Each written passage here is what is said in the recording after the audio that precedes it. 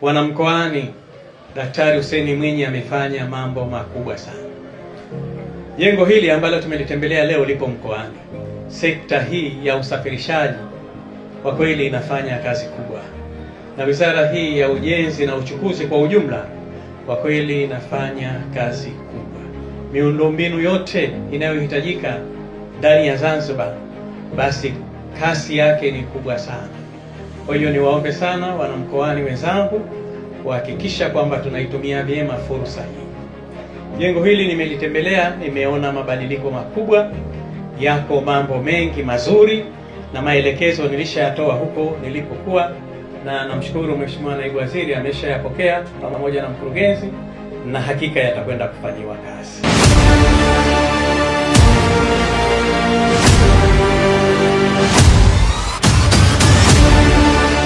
Mpango wa serikali umekuja na mtazamo mkubwa zaidi, na tumepata fursa ya kukaa na bandari ya KPA, yani Kenya Port Authority, na mipango yetu ya bandari ya kuunganisha bandari ya Shumba na Shimoni, jambo ambalo liko ndani ya uwezo wetu. Kwa hiyo tuna miradi mitatu ambayo tutaongezea ndani ya mradi huu.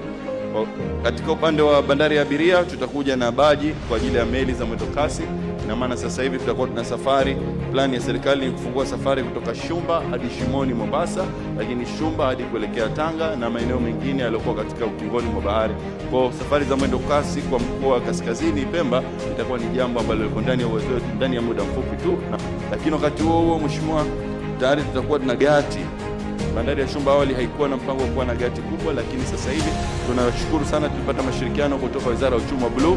Kwa hiyo bandari yetu hii itakuwa sio tu inahudumia bandari ya abiria, lakini itakuwa ni multi-purpose port. Hizo gati hii pamoja na roro ramp pamoja na eneo la abiria mwendo kasi itaifanya kuwa Shumba sasa ni kitovu cha uchumi katika mkoa wa Kaskazini mwa Pemba, na kuiwezesha Pemba kufunguka kiuchumi, kuweza kufanya biashara na soko jipya kabisa la Mombasa kupitia bandari ya Shimoni na bandari ya Mombasa. Lakini wakati huo pia kuiwezesha bandari ya Shumba pale tutakuja kufanya ukarabati wa bandari ya Wete kuwa ndio bandari kuu upande wa kaskazini, kuweza kuhudumia mizigo kutoka Tanga, Pangani, Sahare na maeneo mengineyo.